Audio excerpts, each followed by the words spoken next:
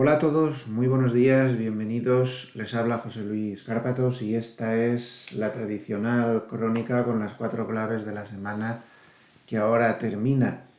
Otra semana muy turbulenta en los mercados.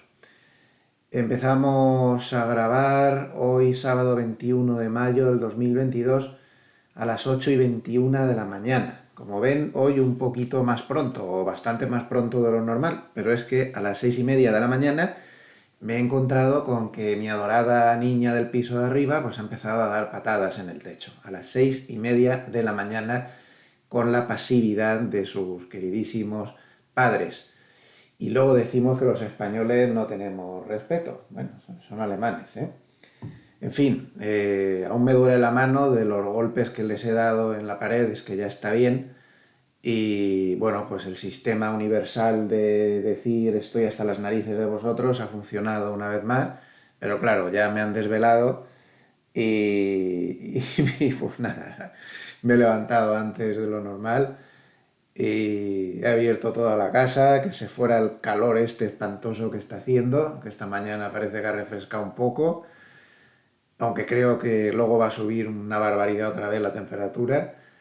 Y nada, y aquí estoy trabajando. Me he preparado el vídeo y a trabajar. En fin. Bueno, durante la semana, pues algo preocupado porque ya algún miembro, dos miembros cercanos de la familia están con COVID.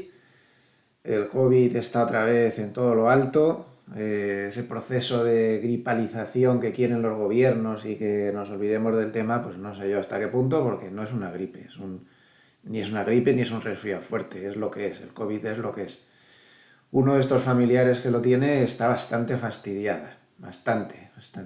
Lleva ya toda la semana en cama sin poderse mover y no va la cosa muy bien, pero en fin, veremos.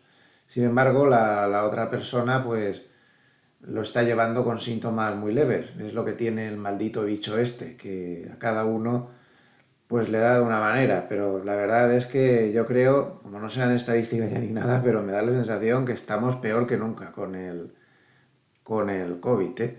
Otra vez, que ya no solo son mis familiares, es que conozco gente por todos los lados. Pero bueno, ¿qué vamos a hacer? Habrá que tener paciencia, el bicho este parece que ha llegado para quedarse. A ver si este fin de semana nos relajamos un poco con series, el fútbol ya de capa caída ya, con el final de temporada. Pero series hay muchas. Yo estoy viendo ahora una que me está gustando bastante, una que se llama Misa de Medianoche en Netflix. Es un género de medio terror mezclado con suspense, mezclado con drama costumbrista, no sé, me gusta, está entretenida y describe muy bien a los personajes en una comunidad donde todo el mundo pues está bastante amargado, muy empobrecida, en Estados Unidos, por una isla que se dedica, no estoy haciendo spoiler, esto sale desde el principio, una isla que bastante aislada del continente en Estados Unidos que se dedica a la pesca y bueno, pues han tenido el problema de un vertido de un petrolero que les ha hecho la Pascua y pues toda la isla se ha empobrecido bastante. Una cosa que desgraciadamente pasa bastante en la realidad. Y luego me acabo de ver también durante la semana, en los ratos libres que he ido teniendo, otra que me ha gustado mucho, la recomiendo abiertamente porque esta ya la he terminado, que se llama El abogado de Lincoln. Se refiere al coche, a esta marca de coches tan famosa en Estados Unidos. Está muy bien, es un drama típico de abogados, ya saben que en Estados Unidos es bastante frecuente esto, es un género que está bastante bien. Y muy bien, una trama que se sostiene muy bien, muy interesante, con giros inesperados, los personajes también muy bien trabajados. Y me ha gustado, El abogado de Lincoln. Y tengo ahí en reserva una que acaban de estrenar en Movistar, en este caso, que se llama Rapa, que aún no he visto ningún capítulo, pero bueno, parece que tiene buenas críticas y ya está la temporada completa. Así que los seriófilos tenemos mucho trabajo durante el fin de semana. Vamos a ver si nos vamos poniendo al día, como se suele decir, ¿no? Por lo demás, pues nada, en esta nueva etapa de mi vida, pues ahí sigo trabajando mucho, operando muchísimo y con el asesoramiento de los clientes en estos tiempos tan difíciles que estamos pasando, tela marinera, ¿eh? Qué barbaridad. O sea, ayer leía que lo normal era que en Wall Street hubiera un mercado bajista cada 4 años y ahora llevamos ya 4 mercados bajistas, no sé si era 3 mercados bajistas en 4 años o 4 en 3 años. Bueno, era algo así, o sea que vamos, que estamos totalmente fuera de la norma, difícil, ¿no? En fin, bueno, pues hablando del tema, un poquito de propaganda. Recordarles que en gloversiasicaf.com pues ahí aparecen las dos ICAF de la casa, de la que soy director de inversiones, que es Gloversia Capital EAF, que está regulada por la Comisión Nacional del Mercado de Valores. Lleven cuidado en estos tiempos, que hay mucha historia, sobre todo con promesas de milagros y demás. Está habiendo mucha estafa, la CNMV está venga a enviar mensajes, ojo, con todo lo que hay por ahí. No trabaje con nadie, no confíe un euro a nadie que no esté registrado en la Comisión Nacional del Mercado de Valores o en algún organismo equivalente, porque es la única garantía que puede tener. Podrá llamar al asesor o al gestor de esa casa burro porque lo hace mal, pero una cosa es hacerlo mal y otra cosa es que le roben el dinero, ¿no? Que es desgraciadamente lo que está pasando bastante a menudo. Bueno, pues en este enlace, gloversiasicaf.com, pues pueden ver las dos ICAF de la casa, que yo creo que, bueno, dentro de lo que cabe, no lo estamos haciendo demasiado mal, ¿no? Porque con la que está cayendo, la conservadora, que yo creo que está en un nivel muy atractivo, ¿no? Sí, lo dejo ahí de entrada, porque está en entrada a un máximo de su historia con -3 y pico %, y, y cuando venga la recuperación, pues es que este es un buen nivel ahí. Los fondos no se entra cuando están en máximos, se entra cuando tienen los drawdown. Si uno confía en el fondo, claro, esa es otra, ¿no? Que esa es otra. Pero bueno, yo creo que con un -3 y pico largo que tenemos, para la que está cayendo está bien y con muchas perspectivas de eso, de recuperación. Y en la agresiva, pues estamos ganando este año, estamos con +2 y pico %, porque como es agresiva, pues ahí sí que nos podemos permitir pues, swing trading muy fuerte a veces de cortos y cosas de estas, y es lo que está compensando, porque ahora mismo refugios no hay. No te puedes meter en nada, te metas donde te metas está bajando, lo único que te queda es pues el swing trading agresivo y si tienes que ponerte corto unos días, pues te pones, porque es que si no, no rascas bola, en fin, que ahí queda la propuesta. Y nada más, por lo demás, pues pensando en mi proyecto de Suiza, a ver si lo consigo llevar a cabo, que cada día me hace más ilusión. ¿Qué quieren que les diga? Conforme uno se hace más mayor, pues te tienes que ilusionar con algo importante para tu vida, ¿no? Y ese puede ser mi proyecto. En fin, si les parece, nos vamos al mercado. Ya saben que desde la semana pasada hemos reducido un poco el tiempo por esa votación que hicimos. En lugar de la hora y media habitual, hora y cuarto, hora y media que estábamos antes, pues ahora nos vamos a mover en la hora, hora y cuarto. De ahí no vamos a pasar de la hora y cuarto, porque es lo que decidió la mayoría, acortar un poco el vídeo. Bueno, pues semana muy complicada de nuevo, el mercado está roto, el mercado está muy bajista, el mercado es uno de los mercados más difíciles en muchos años, posiblemente desde la gran crisis financiera no nos hemos encontrado, ni siquiera el crash del 2020, porque eso fue todo muy rápido, fue muy duro, pero fue muy rápido. Ahora mismo el Nasdaq está cayendo más de lo que cayó en el crash del 2020, un 1% más, para ser exactos. O sea que tela marinera, ¿eh? La que nos estamos comiendo.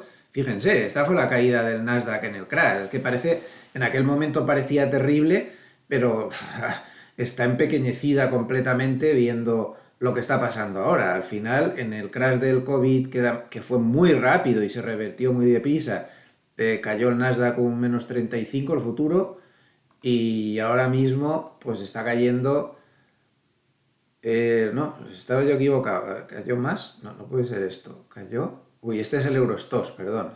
El Eurostoxx, el SP 500. Ya decía yo que esto no podía ser.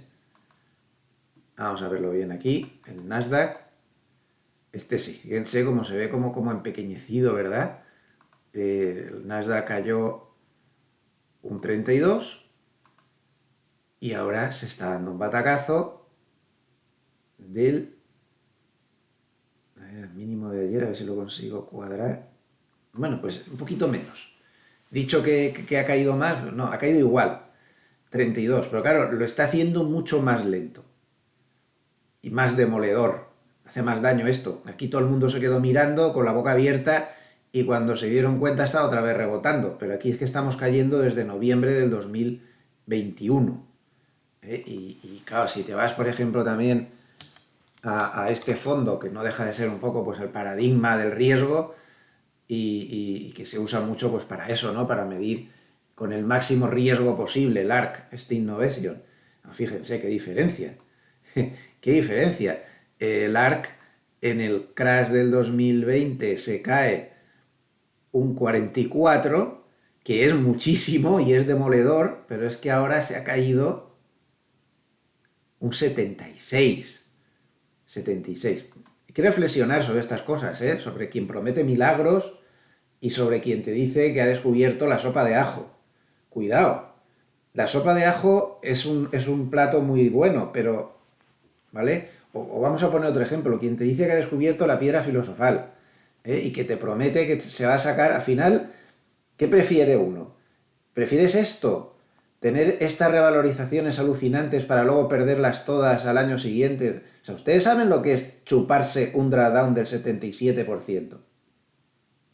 Llevo yo un vehículo de inversión y tengo un drawdown del 77%, es que de verdad, o sea, me pego un tiro. Hay que ver estas cosas. No existe la piedra filosofal, la alquimia de convertir la piedra en oro no existe en los mercados. Si nos metemos en algo que sube como la espuma, que seamos conscientes que estamos asumiendo el riesgo que estamos asumiendo y que tarde o temprano nos pasará esto. Al final, tanto numerito y tanta historia y este fondo está en donde estaba en el 2018. Claro, el problema está en que una cosa es estar en el 2018, pues con un movimiento más o menos así, que puede haber sido llevadero, y otra cosa es esta barbaridad. Claro, cuando va hacia arriba, los múltiplos parece que sean lo que no es, más 281%. Este es una especie de engaño matemático que nos hace la mente, ¿no? Dices, bueno, pero es que a ver, ahora está bajando el 76,88, pero es que subió el 289, pero no te das cuenta que este 76% es exactamente lo mismo que este 289, porque es exactamente igual. Bueno, pues ojo con estas cosas, solo invito un poco a la reflexión y a lo que siempre intento decir, pues que prudencia y que, miren, yo creo que el éxito en los mercados, el ascensor para el éxito en los mercados no existe. Existen las escaleras, pero el ascensor no. Y todo lo que parece un milagro luego deja de serlo.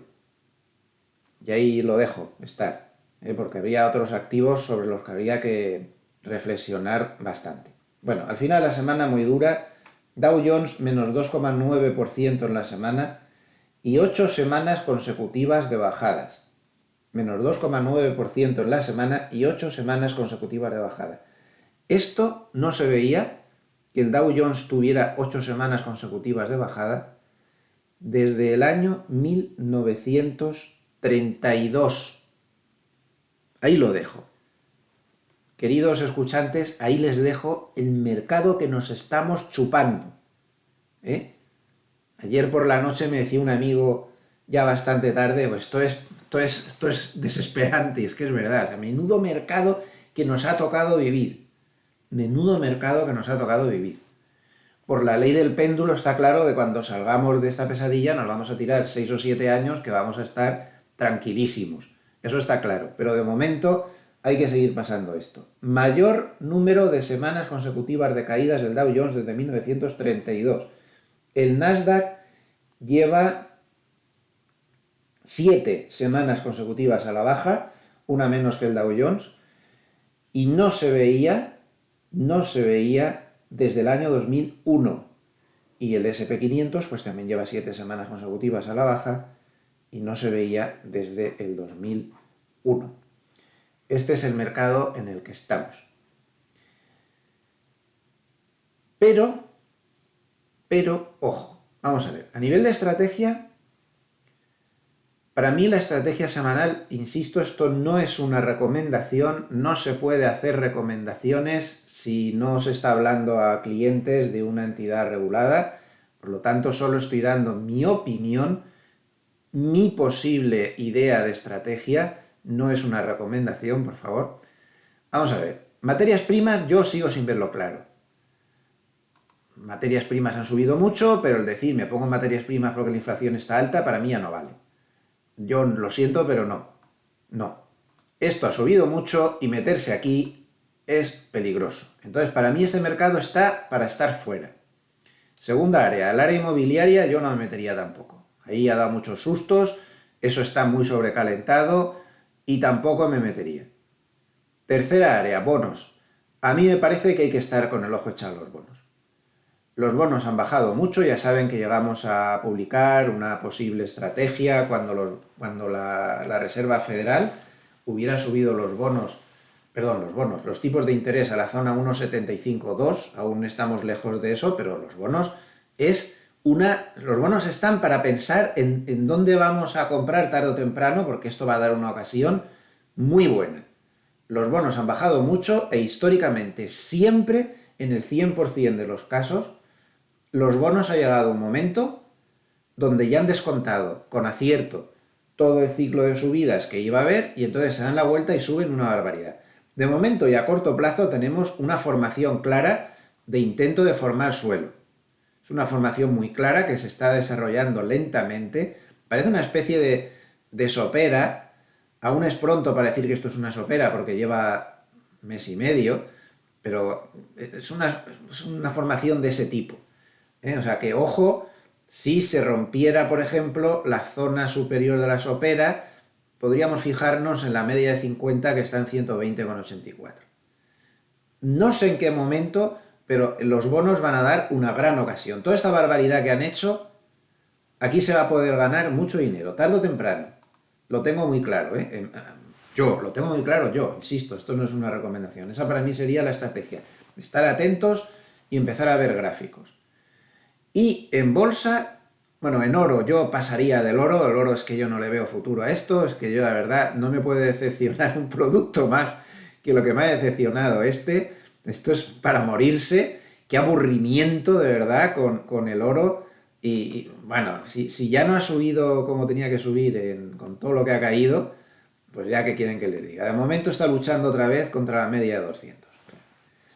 O sea que con eso está dicho todo. Yo el oro tampoco lo veo ahora mismo, aunque puede ser que si supera la media de 200, pero yo no lo veo, me ponen nerviosos. Entonces cosas que me ponen nervioso no.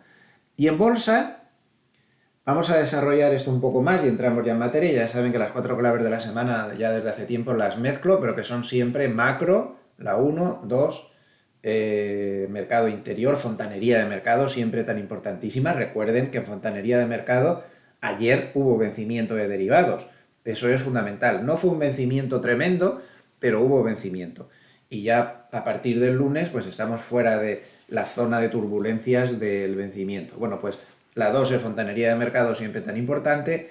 La 3 es técnico. Y la 4 varios. Vamos mezclando un poquito de todo. Bien, cuanto a la estrategia de bolsa, yo tengo también las cosas bastante claras y seguramente me estaré equivocando para no perder la costumbre, pero yo las tengo claras. Una de dos. O el mercado ya ha tocado suelo de momento, tiene ahora un gran rebote y muchas posibilidades de luego caer otra vez. A mí me parece bastante difícil que este sea el final de la caída, pero puede ser, no lo sé. Hay una posibilidad. O al mercado aún le queda un tramo hasta la zona 3.500. Para mí hay dos zonas donde lo más normal es que el mercado termine con grandes posibilidades, al menos a corto plazo, la caída, que puede ser 3.800, puede ser que ya esté ahí, porque ayer se vio ya el 3.800, 3.807, o bien puede ser que esté 3.500. Para mí el punto más fiable, desde luego, el punto bombón, el punto mágico en este momento, para empezar a pegarle vueltas al tema, es el 3.500. Es un excelente punto ese. Vamos a desarrollar un poco esto, vista un poco la estrategia. Evidentemente, una vez que se llega a un punto de esto, lo que hay que esperar es que se vea que los gráficos se dan la vuelta, ¿no? Nunca creo que haya, en momentos así, nunca creo que haya que dejar de mirar los gráficos, ¿vale? Yo ya saben que siempre les digo lo mismo, cuando yo empecé con esto de intentar informar y formar un poco a la gente en el 98, yo tenía dos objetivos. Uno, que los institucionales me miraran los gráficos, que no los miraban, y dos, que los particulares se fijaran en la fontanería de mercado, que no se fijaban, y ahí es donde está el quid de la cuestión. Bueno, pues para nuestros amables escuchantes institucionales, por favor, miremos los gráficos, que les van a dar mucha ayuda, y no se crean que es una costumbre mía. Les voy a poner un ejemplo.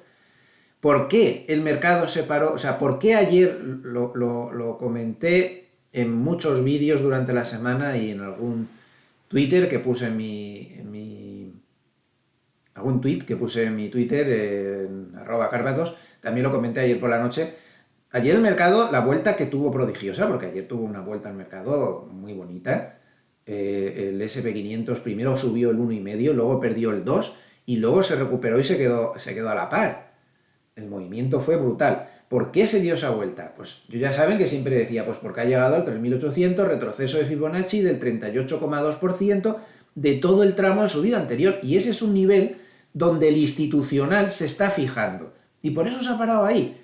Y hay mucha gente que dice, qué tontería, el análisis técnico no lo mira ningún institucional. Y un pimiento, miren, te lo voy a demostrar. Miren, la crónica de Reuters de ayer por la noche. Los institucionales o se leen Reuters o se leen Bloomberg.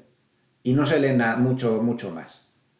¿Vale? Entonces, esta gente escribe para institucionales, no para particulares. Los particulares no pagan una plataforma que vale lo que vale, ni esta ni la de Bloomberg. No, pues fíjense. Bueno, voy a darle al traductor porque así no lo vemos todo más claro. Bueno, lo he puesto el traductor del Google, que es un poco patata, pero nos hacemos una idea. En un momento de la tarde del viernes, el SP500 cayó a 3.810, lo que le colocó un 20,6% de bajada, se refiere, desde su cierre récord del 3 de enero y en camino de confirmar un mercado bajista. Sin embargo, mire, con el retroceso de Fibonacci del 38,2% de la fase alcista de marzo de 2020 a enero del 2022, en 3.815, el SP500 rápidamente se revirtió al alza y terminó justo por encima, plano en el día. ¿Se dan ustedes cuenta? Como no es que sea una manía mía. Estos escriben para institucionales, estos no escriben para particulares. ¿Qué particular hay leyéndose esto si esto vale carísimo? Entonces, el institucional está fijo en ese retroceso de Fibonacci del 38,2 y por eso ayer se revirtió. Y ese nivel es un soporte muy importante, muy importante. Tan importante como para tener capacidad de parar el mercado de momento.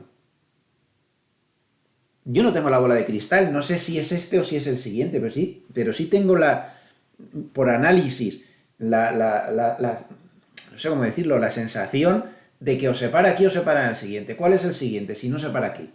3.500. Ahora lo analizaremos el 3.500. Primero vamos a analizar el 3.800.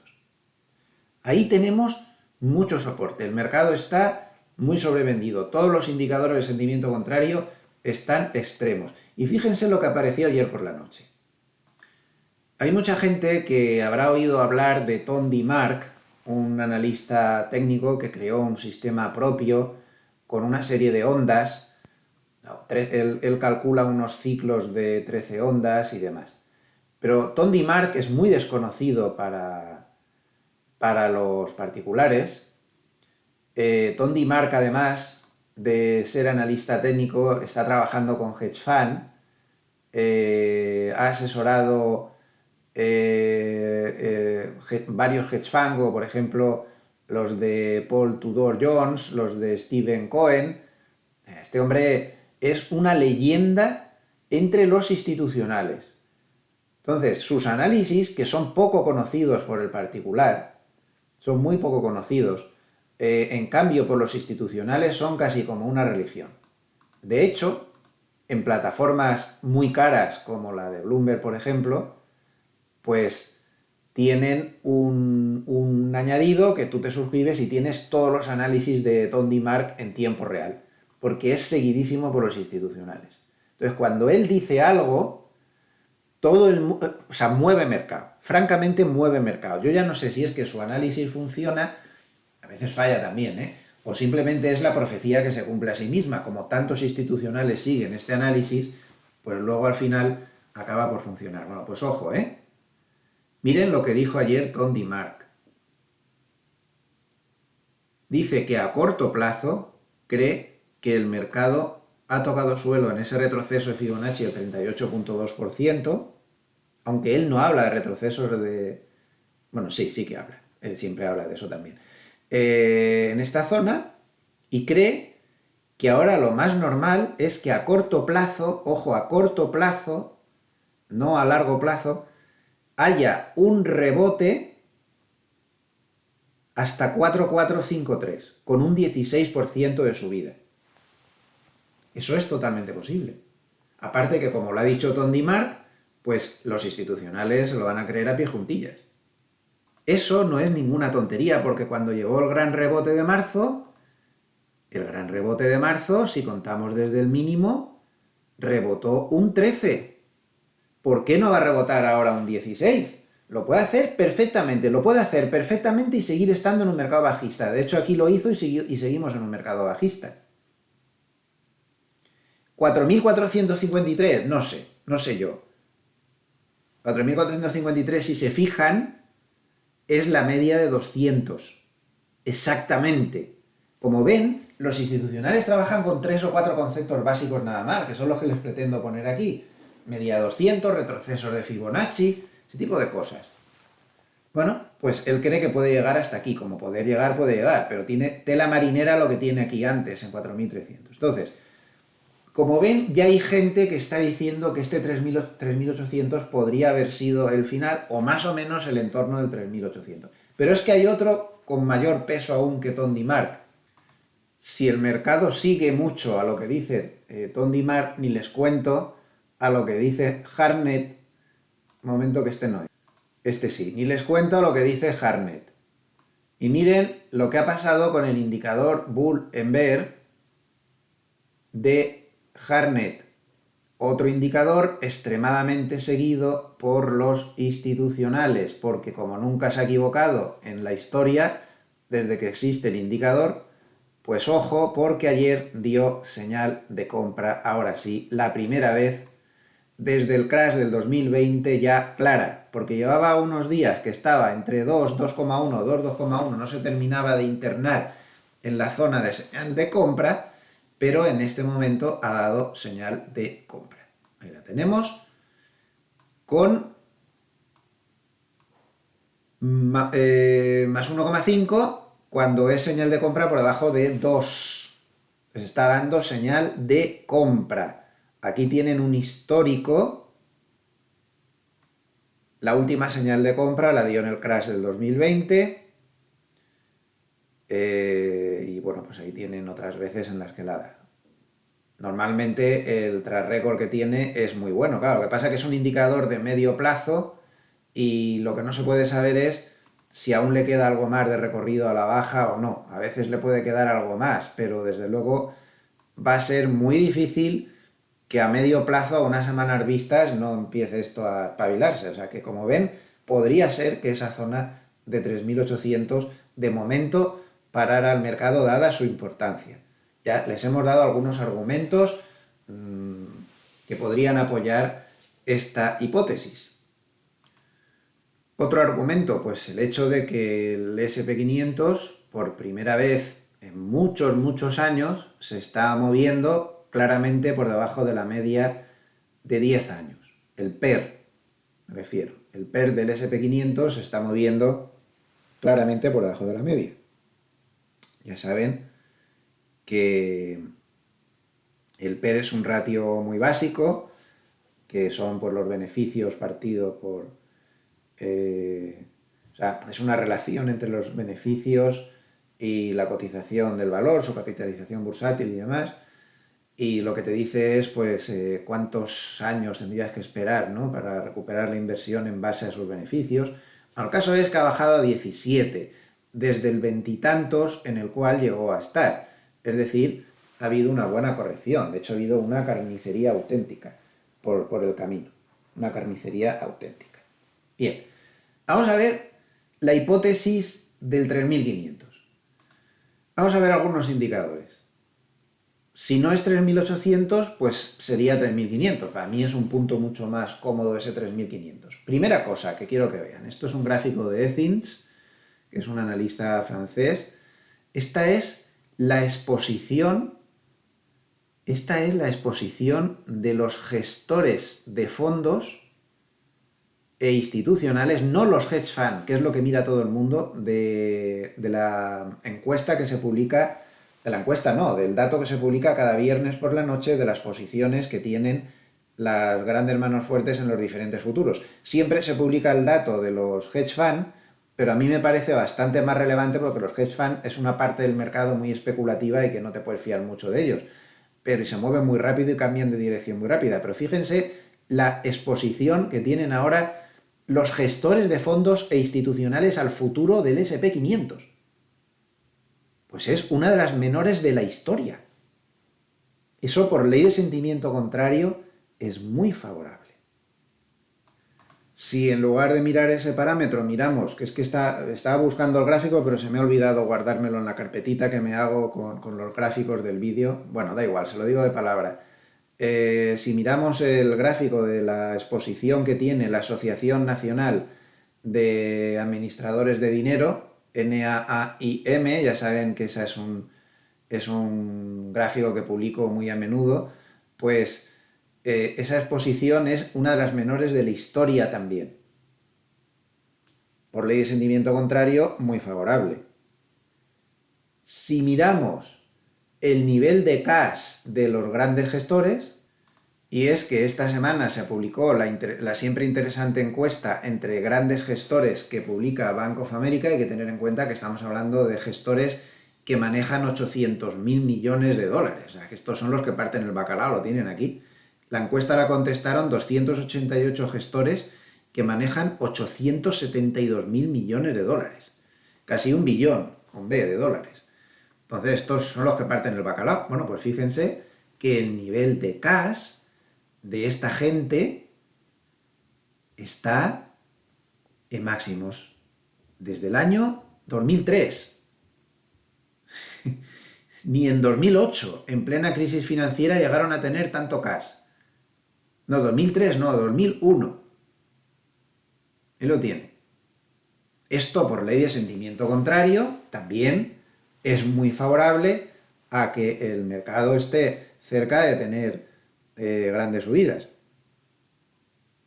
Pero Hartnett cree que el nivel clave, y Hartnett para mí tiene mucho predicamento, estoy defendiendo ahora la postura del 3500, hemos defendido antes la del 3800, ahora la del 3500. Pero Hartnett, en su paper de esta semana, que ahora lo veremos, dice que el nivel clave es 3600. Poco más abajo. También Hartnett ha calculado, y esto es importantísimo, dónde está el put de la Reserva Federal según estos grandes gestores. Esto es absolutamente vital también. ¿Dónde está ese put de la Reserva Federal?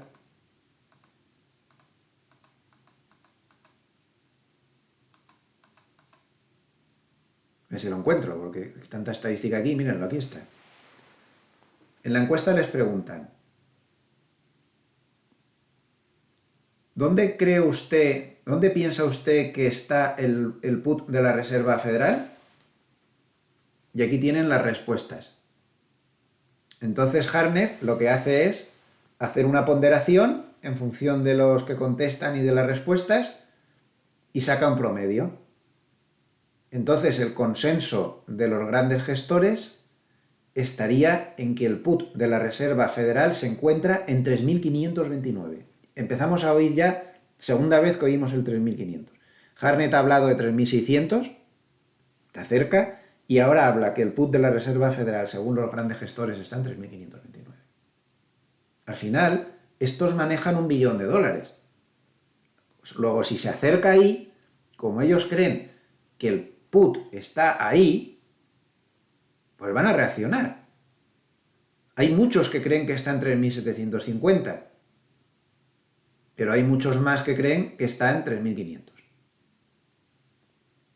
Segunda defensa del 3.500. Y sobre todo, la mayor defensa que puede tener el 3.500 es esta. Que esta ya la comentamos la semana pasada, pero dada su importancia, lo voy a volver a repetir. En 3.500,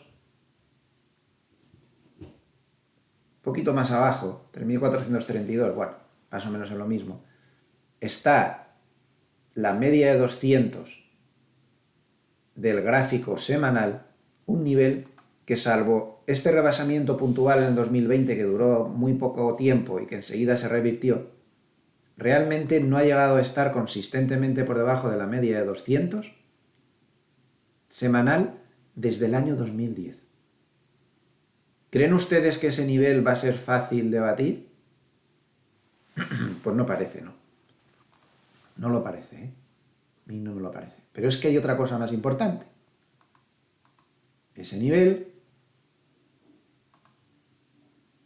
vámonos otra vez a Fibonacci, ese nivel es el retroceso de Fibonacci del 50%. Si ya el 38 está empezando a funcionar como soporte, no sabemos aún. Si no funciona este que está reforzado por la media de 200, y les puedo asegurar que todos los institucionales ya se han dado cuenta de eso y están todos los boletines hablando de ese tema, es un nivel formidable para montar ya un gigantesco rebote, y además es que ahí está el put de la Reserva Federal. Ya estaríamos hablando de una caída del S&P 500 del 29-30%, eso ya hace mucho daño a la economía con un desplome del mercado financiero así, y claro, por la proporción que está llevando el Nasdaq, pues podríamos estar hablando de que en ese nivel el Nasdaq se ha caído el 40 y tantos por ciento o el 50%, tranquilamente. Esto es lo que hay. Si no se parara aquí, puede haber rebasamientos como pasó en el 2020, y los rebasamientos posiblemente serían la ocasión de compra más grande de más de 20 o 30 años atrás. En cuanto se diera la vuelta y se volviera a meter por encima, que a mí me parece muy difícil que ya rompa tanta cosa, pero puede hacer un rebasamiento, dar un susto, acercarse a toda esta zona de aquí. Yo diría que estar súper atentos, y en cuanto se metiera otra vez dentro, es que la ocasión que se empieza a mascar es muy importante, pero no sabemos aún los tempos, y lo que he intentado es dar un análisis de posibilidades y cada uno que escoja su propio camino, porque es muy difícil saberlo. Ya que estamos con el paper abierto de la encuesta de grandes gestores, pues destacar que los cortos... Aquí dice que el nivel de cash es el menor desde 2009, no lo veo tan claro, pero bueno, desde hace muchos años. Tenemos la mayor cantidad de cortos desde el año 2006 en la tecnología. Esto también, por ley de sentimiento contrario, empieza a ser favorable. La mayor infraponderación en valores en bolsa desde mayo del 2020. Su propio indicador pues está, bueno, aquí aún no lo había actualizado a 1,5, que esto lo dijo ayer, porque esto es del martes, pero su propio indicador dando señal de compra, aunque Hartnett cree que va a haber un rebote a corto plazo, que su indicador lo que está marcando es un rebote a corto plazo, que puede pegar un buen hachazo arriba para luego volver a caer hasta la zona que él está comentando. El miedo a la estanflación es el máximo desde el año 2008. Una cosa muy importante que tenemos que ver siempre en esta encuesta es la pregunta que les hacen: ¿de dónde consideran ellos que están los posibles riesgos de cola? Es decir, ¿qué cosas podrían detonar una caída de más de 2 desviaciones estándar? Vamos, pues más o menos caídas de otro 20% extra como poco. Es muy importante siempre saber a qué le tiene miedo el mercado. Esto es muy importante. Bueno, pues aquí tenemos a qué le tiene miedo el mercado. En primer lugar, con un 31%, a la dureza de los bancos centrales que creen que va a ser excesiva. O sea que los bancos centrales, Reserva Federal y compañía, es lo que más miedo le da al mercado. Una recesión global también da mucho miedo, muy cerca de esto. Fíjense cómo está bajando el miedo a la inflación, porque el mercado tiene la teoría de que está empezando a moderarse. Yo no sé si con razón o sin ella, porque ayer, por ejemplo, veíamos el índice de precios a la producción de Alemania rompiendo el máximo desde 1949. Y no rompe más máximos porque es que este dato no se empezó a calcular hasta 4 años después de terminar la Segunda Guerra Mundial. Entonces, no sé yo si se está moderando la inflación o no. Eso es lo que hay. Pero el mercado le tiene mucho menos miedo. Llegó a ser el factor que más miedo daba. La guerra de Ucrania sigue perdiendo influencia en el mercado, como podemos ver. Ya solo un 10% creen que eso puede generar un riesgo de cola. Un evento de riesgo sistemático de crédito tiene también algunos seguidores. Y el COVID, como ven, ya no es un factor que está totalmente diluido, solo un 1%. El COVID ya no influye, llegó a estar el primero. Siempre es muy importante que tengamos en cuenta esto, a qué le tiene miedo el mercado.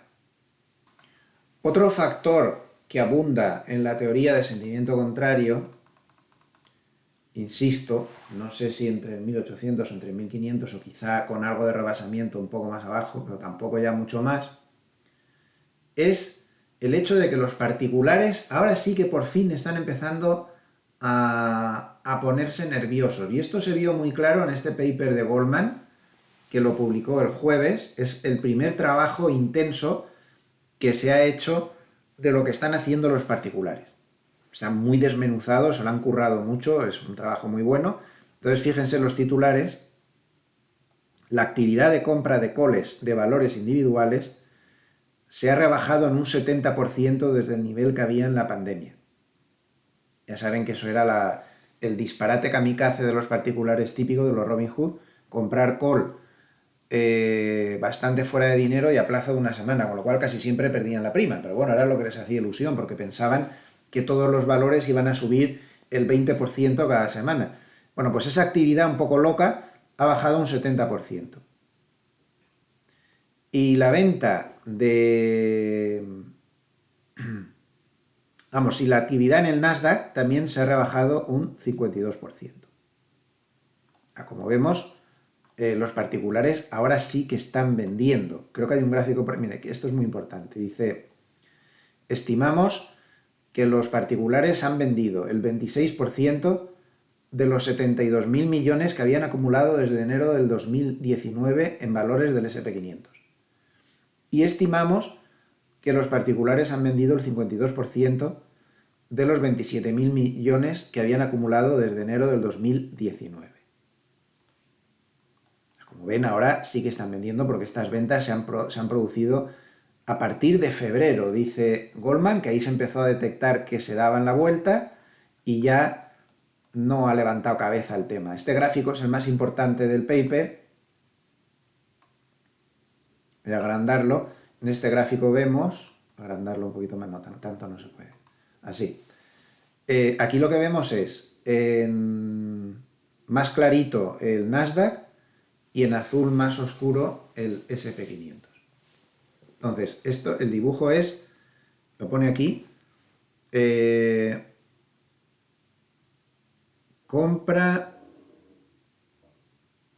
compra de los particulares en capitalización de mercado acumulada. Entonces, en el SP500, como vemos, están desprendiéndose ya de muchos valores, pero donde se están quitando de encima a toda velocidad es en el Nasdaq. Fíjense cómo la curva llegó a un máximo a principios del 2021 y ya a partir de ahí están quitándose valores del Nasdaq de encima, pero a base de bien. Entonces, el particular ahora sí que se está asustando. Hay que recordar que como el propio Goldman calculó y lo publicamos la semana pasada, los particulares han perdido todo lo que ganaron en esta gran subida del 2021 y lo perdieron todo, ya lo han perdido todo. Entonces, ahora en este momento están perdiendo dinero. Han perdido lo ganado y ahora están ya perdiendo dinero desde el principio. Otro factor muy importante, que esto lo publicaba McElligott ayer, es que seamos conscientes de que tenemos el periodo de gamma negativa, es decir, de máxima reactividad del mercado y de histeria total del mercado, que reacciona brutalmente a todo, a los rebotes, a las caídas, a todo, pues desde hace muchos años. Este gráfico viene desde el 2019, como podemos ver, nunca se había estado tanto tiempo con gamma negativa tan profunda, ni siquiera en el crash del 2020. Este es el crash del 2020. Y sin embargo, fíjense lo extenso que es este periodo. Entonces estamos sufriendo un mercado demoledor que destroza la moral de la gente. Esa gamma negativa es lo peor que te puede pasar. También es muy interesante que veamos esto. ¿Cuánto bajan los mercados en promedio cuando llega una recesión? Pues como pueden ver, desde 1948 en promedio bajan el S&P 500 un 34,8. Ya está cayendo un 20. Con lo cual estamos casi descontando la recesión por anticipado, aún le quedaría un margen para llegar al promedio. El problema está en que todo esto sucede en 15,2 meses de promedio y aún llevamos pocos meses. Aún llevamos pocos meses para esto. Bueno, habrá que tenerlo. Aquí tienen el promedio de mercados bajistas, no por recesiones, sino mercados bajistas en general desde el 29. El promedio de un mercado bajista estructural, o sea, no de una caída puntual, sino de un mercado bajista estructural, pues es de una caída en el S&P 500 del 30 y tantos %, como pueden ver ahí, y se suele llegar a un PER de 11 en promedio. Ahora estaríamos en ya menos de 17. Se suele llegar a un promedio de 11. Lo que pasa es que también se suele partir de un PER promedio mucho más bajo del que teníamos ahora. Entonces podríamos ver, por ejemplo, el ejemplo del 2000, donde también había un PER absolutamente desquiciado del 28,3 y ahí se bajó al 17,6, es decir, por encima del que hay ahora. Esto es interesante también, que lo vean esto. O aquí, por ejemplo, en el 61, que se partió de un PER del 23 y se llegó a bajar a 15. Es decir, que en promedio lo que baja el PER, con un poco más que bajar aún el PER, ya estamos claramente en promedio teniendo en cuenta de los niveles altos de los que partíamos. Creo que este es un cuadro también valioso. Vamos a pasar al aspecto macro. El aspecto macro ha sido demoledor durante toda la semana. Hemos tenido datos macro muy malos que han puesto muy nervioso al mercado y uno de ellos ha sido el dato de confianza del consumidor de la Universidad de Michigan. Fíjense en qué niveles está. Está en el peor nivel desde el año 2011, pero es que está en los niveles habituales en los que suele estar cuando ya hay una recesión en marcha. Como podemos ver, el pesimismo es fortísimo. Y esto pues no augura nada bueno, el pesimismo del consumidor. Esto no augura nada bueno para el Producto Interior Bruto de Estados Unidos si tenemos en cuenta que el 70% del Producto Interior Bruto de Estados Unidos viene del gasto del consumidor. Así que los datos tremendos, hemos tenido también datos de paro semanal peor de lo esperado, hemos tenido datos como ese PPI alemán muy malo, el peor dato de confianza del consumidor en el Reino Unido desde el año 74 y todo así.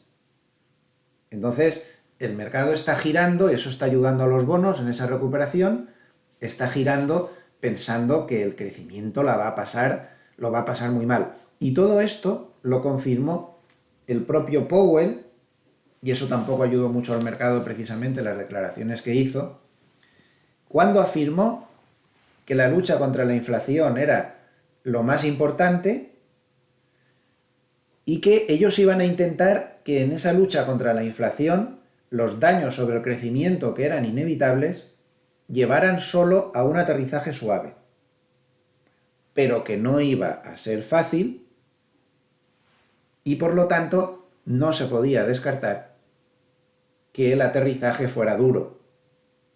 Así de claro, que lo soltó. Un poco así más enrevesado, pero así de claro que lo soltó. Claro, ¿el problema cuál es? Que la credibilidad de la Reserva Federal ahora mismo es la misma que la credibilidad del que asó la manteca. Es que ya nadie se cree, ni el que asó la manteca se cree nadie de lo que dice la Reserva Federal. Porque estos son los mismos que metieron la pata hasta el corvejón con el tema de la inflación. Y les digo lo mismo de la semana pasada. Que alguien como yo, que no soy nadie, que estoy yo solo aquí sentado en mi despacho, pues haga una previsión económica errónea, pues es lo más normal del mundo. Pero que alguien como la Reserva Federal, con una legión de economistas que cobran una fortuna, dedicados únicamente toda su jornada a pensar qué va a pasar con la economía, metan la pata de esa manera, no tiene perdón de Dios. Entonces, los mismos que no han sabido ver que la inflación no era transitoria, sino que era tremenda, ¿van a saber sacarnos de este lío? Bueno, pues hay gente que tiene mucha fe, pero yo en esto de la Reserva Federal la perdí hace tiempo. Cada uno que piense lo que quiera. Siguiendo con el tema macro, durante la semana ha sido muy importante y ha hecho mucho daño al mercado el hecho de que grandes cadenas minoristas hayan publicado unos resultados espantosos, como por ejemplo Walmart. Fíjense lo que ha hecho en la semana Walmart, que por cierto se ha ido también a la media de 200 en semanal, nivel que no pierde desde el año 2017. Si se da la vuelta, ojo, que ahí puede ser un punto interesante. Bueno, pues Walmart se dio la castaña más grande desde el crash de 1987 tras la publicación de sus resultados. Y Walmart es un valor lento, es un valor pesado, es un valor de posición, es un valor con una correlación sobre la propia economía enorme, porque el gasto del consumidor lo es todo para el PIB y el gasto del consumidor lo es todo para Walmart. Bueno, pero es que pasó exactamente igual con Target, no tan grande como Walmart, pero también muy grande. ¡Plam! Otro que se ha ido a la media de 200 y otro que se ha caído con la mayor bajada desde el año 1987. Y así podríamos repasar todas las grandes cadenas, como Col, otro que tal, otro batacazo también. Todas estas grandes cadenas minoristas se han desplomado por unos resultados muy malos, unas previsiones muy malas, y que el mercado ha interpretado que ese es el estado verdadero de la economía y del consumidor, que las cosas se están poniendo tremendamente feas. Su influencia ha sido muy mala. Y en general, todo el mundo que ha dado resultados un poco tardíos a lo largo de la semana han sido demoledores. Cisco System fatal, o, por ejemplo, Dell, ayer, el fabricante este de maquinaria y demás, 14% de caída. Ha sido una semana a nivel de resultados demoledora y que ha puesto absolutamente de los nervios a los operadores. Así que queda eso. Pasemos ahora a dos cosas rápidas de fontanería de mercado. Los mercados oscuros siguen indicando que estamos en fase de acumulación, con razón o sin ella. También lo indicaron antes del gran rebote de marzo, donde teníamos volumen comprador claro a pesar de caídas bastante importantes y luego al final pues pasó esto. No sé cómo interpretarlo muy bien, pero el caso es que vuelve a estar, a cierre de ayer como vemos, está con volumen comprador bastante alto, a pesar de las demoledoras caídas. Hemos tenido una temporadita que sí que estaba confirmando la caída, pero ahora de nuevo está con un volumen comprador alto. Si esto estuviera dentro de lo lógico, para que se hagan una idea, tendríamos que estar por aquí.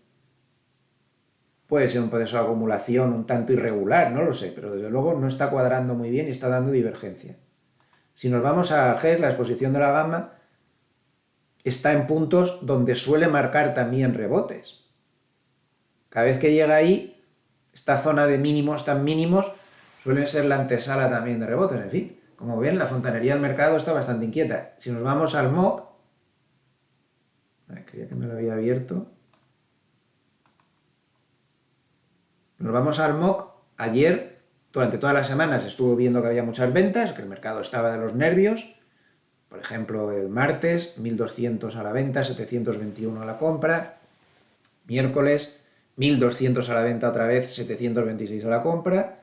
Y otra vez el jueves, volumen vendedor, 1.500 millones a la venta, 786 a la compra. Pero ayer, ojo, porque a pesar de que fue un día donde al final se cerró plano, 3.000 millones de dólares a la compra, 643 millones a la venta.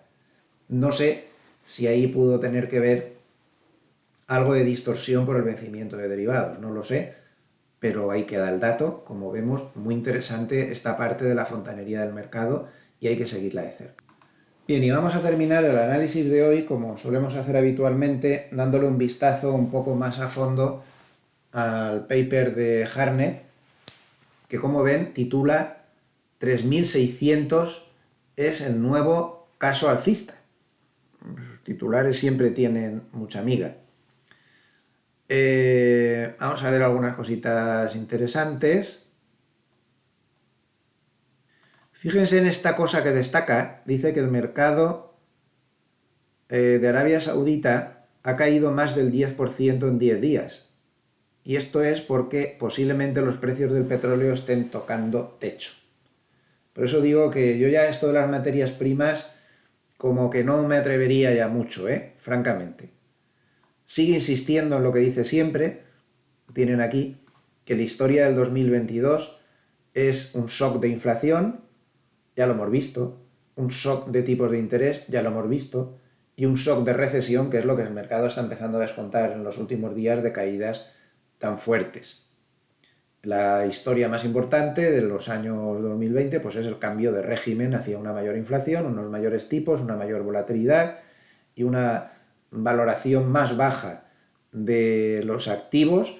En política se caracteriza por el populismo, en geopolítica por la guerra, en fin, pues un poco lo que está pasando. En los flujos semanales, atención a las fuertes salidas de dinero del oro. Es que el oro es que no levanta cabeza, es que aburre el oro. 1.400 millones de dólares de salidas del oro, 5.200 millones de salidas de dinero de bolsa. Como vemos, la bolsa sigue sin ser muy interesante que digamos con todas estas caídas. Y 7.600 millones de dólares de salidas de cash. De los bonos aún peor, con 12.300 millones de dólares. Y fíjense esto qué interesante, de cada 100 dólares que entraron desde abril del 2020 en bonos con grado de inversión, es decir, bonos corporativos de los buenos, en bonos de alta rentabilidad, es decir, bonos corporativos de los malos, y en bonos emergentes, de cada 100 dólares que entraron desde abril del 2020, 27 ya se han ido. Mientras que por cada 100 dólares de entrada de dinero desde enero de 2021, solo 4 se han ido. Lo que pretende decir Harnett es que aún queda mucho para que el mercado capitule según él. ¿Vale? Dice que algunos indicadores sí marcan capitulación, como puede ser, por ejemplo, el nivel de cash que tienen los grandes fondos, como puede ser su propio indicador, el Bull en Bear, que sí que marca, al estar claramente ya por debajo de 2, sí que marca claramente capitulación, pero insiste en que los institucionales y los clientes privados y demás no han llegado a los mínimos habituales de capitulación y que solo se verá una verdadera capitulación cuando la propia Fed capitule. Cuando la propia Fed capitule y un evento sistémico o una subida en la tasa del paro requiera pues que la Reserva Federal afloje. Él cree que no llegará a la verdadera capitulación hasta entonces. Vamos, que sigue siendo bajista de medio plazo clarísimamente. Dice que puede ser que estemos ante un suelo táctico a corto plazo que provoque un rally de mercado bajista, pero que si eso se produce, él seguirá aconsejando vender en las subidas. Como ven, tiene las cosas bastante claras, reconoce la posibilidad de lo que hemos estado toda la primera parte del vídeo diciendo, de que pueda haber un rebote alcista dentro del mercado bajista muy fuerte en cualquier momento, pero que si eso se produce, entonces tendría que venderse. Dice que la primera lección que dice la historia es que de los 19 mercados bajistas que hemos tenido en los 140 últimos años, la media de caída ha sido del 37,3 y han durado 289 días. Entonces dice que si se repitiera el que se cumpla el promedio, evidentemente no tiene por qué cumplirse el promedio, pero que si se repitiera el promedio estaríamos hablando de que el final del mercado bajista podría estar por número de días en el 19 de octubre del 2022, dentro de 5 meses, y que el SP500 podría estar en 3.000 y el Nasdaq en 10.000. Pero eso es si se cumple el promedio, puede perfectamente llegar a 3.500, ¿vale? Y ya, bueno, pues esta vez sería menos, pero o puede haber un rebasamiento 3.500, quedarse en 3.300, 3.200. Bueno, este es el promedio. Lo interesante es que en días los mercados bajistas son rápidos y el promedio de días solo nos llevaría a que el mercado bajista terminara en octubre y podría haber recuperación de fin de año. Bueno, interesante. Y por último, pues una cosa bastante interesante de la que habla es esta que aparece en este gráfico, donde dice que los activos del sector financiero privados en Estados Unidos que tiene la calle en Wall Street son 6,3 veces el Producto Interior Bruto. Me parece a mí que esto es una barbaridad, ¿no? Fíjense cómo estaba esto en la gran crisis financiera del 2008, que estaba bajísimo, mucho más abajo, la crisis financiera del 2000, lo que pasó después, y ahora dónde estamos. Es decir, que hay que darle la razón a Hartnett de que en muchos aspectos el mercado no ha terminado de purgar, a pesar de que ha habido mucha carnicería ya, los excesos tremendos que ha llegado a cometer. Terminamos ya con un repaso técnico rápido. Vamos a darle un vistazo al DAX.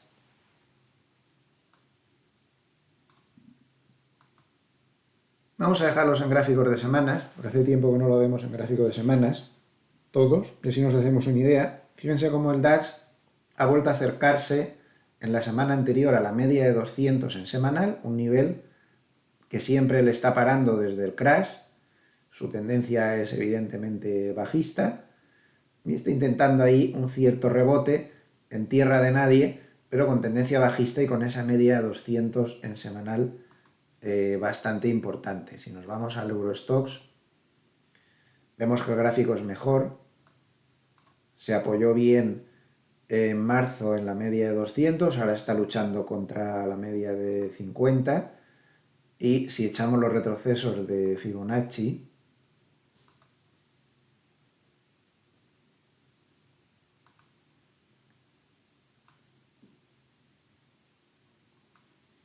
pues podemos ver que está luchando contra el retroceso del 38,2. Si perdiera este mínimo en 3.482, lo normal es que se fuera a buscar la media de 200 en semanal, y si consiguiera pasar este retroceso del 38,2, habría que esperarlo en 3.800, que sería el retroceso del 50%. El IBEX, que se está comportando de una manera muy, muy diferente al resto de índices, un poco pues por su composición pintoresca que tiene en el índice, pues podemos decir que a diferencia de los demás, está mucho mejor, está en lateral, completamente en lateral, no sale de ese lateral, por debajo la media de 200 en semana es el suelo y por arriba tiene un techo clarísimo en 9.000. Cualquier ruptura de este lateral puede provocar un fuerte movimiento al alza o a la baja. Puede provocar un fuerte movimiento. El euro, pues que las ha pasado moradas durante la semana, sigue en tendencia bajista inapelable, como podemos ver, aunque ha cerrado la semana con una envolvente alcista. Esta no es una figura concluyente, pero no deja de ser prometedora. Vamos a ver, desde luego un euro cayendo a la paridad, a mí me parece una ocasión de compra de la que se ve pocas veces, al menos a corto plazo. Por fundamentales, el euro está infravalorado un 15% respecto al dólar. Un factor pues a tener en cuenta. Los bonos ya los hemos visto antes, el SP500 pues también, ya lo tenemos más que estudiado, lo hemos visto antes. El Nasdaq, pues como vemos, ya no le queda mucho para la media de 200. Semanal estaría en 10.700. Ese es un nivel a grabarse, vamos, con rotulador rojo y pegarlo en el corcho de la pared. Porque si se fijan, el Nasdaq no pierde desde el año 2009 la media de 200 en semanal. Y la última vez que lo tocó fue en el crash del 2020, se paró exactamente a la altura de la media, se dio la vuelta. Y teniendo en cuenta todo lo que lleva caído, llegar el Nasdaq a ese nivel de la media de 200, ojo, porque puede ser para mirarlo, ¿eh? Además está en un movimiento claro 1, 2, 3. La 3 como mínimo es la 1 proyectándola desde aquí y ya está a punto de cumplir el objetivo de una 3 típica. Aunque las 3 pueden ser luego mucho más largas. Pero, en fin, ojo, ojo ahí que podemos tener un nivel importantísimo. El oro ya lo hemos visto y terminamos con el petróleo, porque está ahí en una zona de turbulencia sin mucha claridad de ideas. Tendría que pasar por encima de 120 para tener posibilidades de volver al alza y por debajo de 89 seguramente habría una corrección bastante importante que lo llevaría a la zona de 78 como poco. Pues nada más, aquí lo dejamos dentro del nuevo horario de 1 hora, hora y cuarto. Espero que les haya servido de algo. Ya saben que lo que yo diga no sirve para mucho, que yo soy, por igual que ustedes, un inversor que se equivoca constantemente y lo que tienen que hacer es tomar las cosas que les haya podido parecer interesantes e incorporarlas a su propio análisis, que es el único que vale. Muchísimas gracias por su atención y por estar toda la semana viendo los vídeos. Les deseo muy buen fin de semana y a nivel de vídeos, pues les espero el lunes, como siempre, sobre las 8:30 de la mañana, para analizar la apertura de Europa. Con la misma ilusión de siempre, con la misma que desde el año 1998 en que empezamos. Que tengan muy buen fin de semana, cuídense, que el bicho anda por ahí, hay que llevar cuidado. Hasta pronto, chao.